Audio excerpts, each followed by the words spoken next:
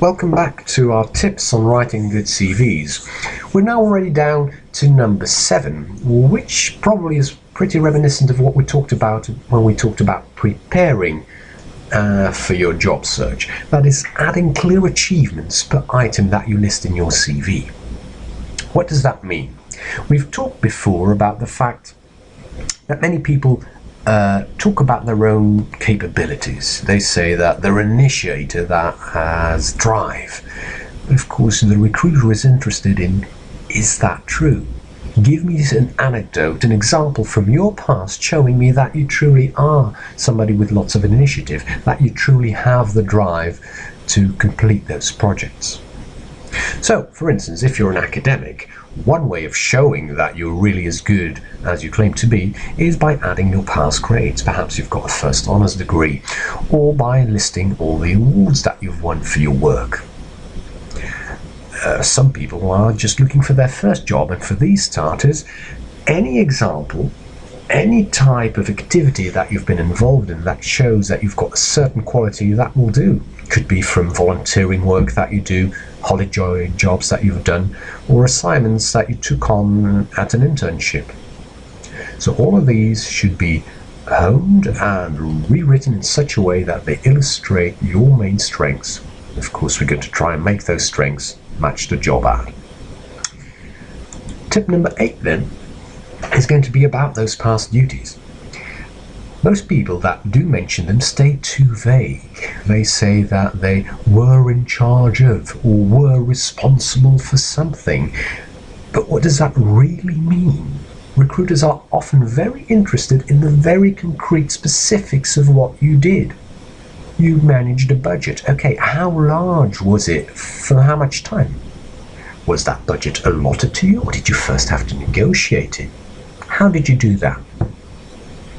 Or, okay, you were a manager. How many people did you have under you?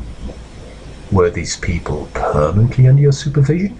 Did you share these people with other departments? How did that work?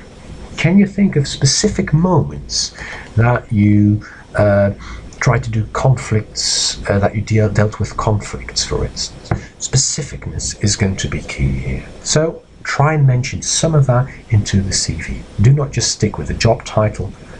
Briefly mention what it was exactly that you did. Next then, in selecting those elements, those specific things, you want to specifically use those that show how you add value to the organization. How you can be the person that's going to help the company or organization achieve better results. That is your main assignment, your main aim in your CV, cover letter, and of course also in the job interview.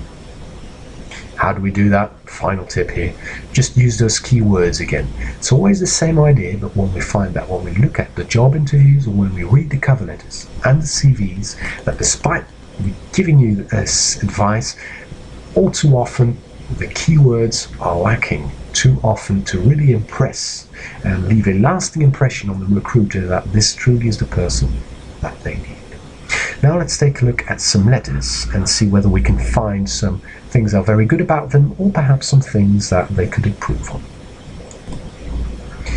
Okay, first up here is a CV, as we can clearly tell, from Jane Doe, and oddly enough the name is very small type, whereas CV is very large. Perhaps the name of the person could be more important than mentioning that's the CV. I do that the other way around here. As we scroll down, we find that there's lots of white space available, and that there are different sections that are underlined and that clearly delineate the different sections. And that's good, because that things are easier to scan, and we know that scannability is important. We now also know that this left column and the top here is going to be the main information. So what do we find is that the main attention first goes to, well, personal details that really do not tell me a lot about the personality or the specifics of this person. So perhaps that could be a bit better. In the next clip, we're going to look at this CV further and try to pinpoint possible problems.